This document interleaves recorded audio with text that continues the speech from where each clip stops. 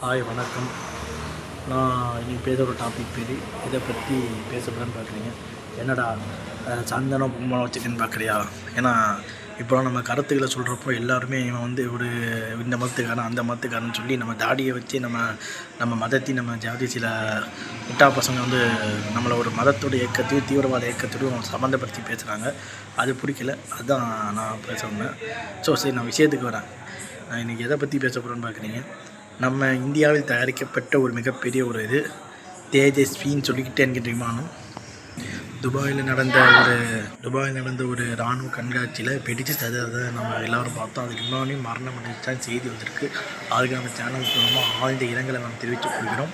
இந்தியாவில் தயாரிக்கப்பட்ட ஒரு பொருள், நம்ம ஜியுடைய மேட் இந்தியாவுடைய ஒரு பொருள் பார்த்திங்கன்னா ஒரு மிகப்பெரிய ஒரு இதாக இருக்குது.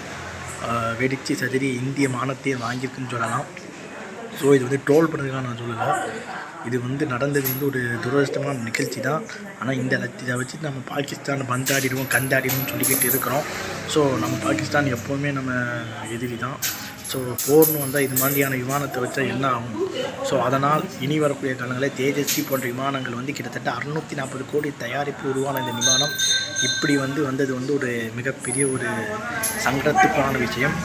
ஸோ இது மாதிரி நடக்கக்கூடாதுன்னு சொல்லி வீடியோவை முடிச்சுக்கிறேன். பாய்.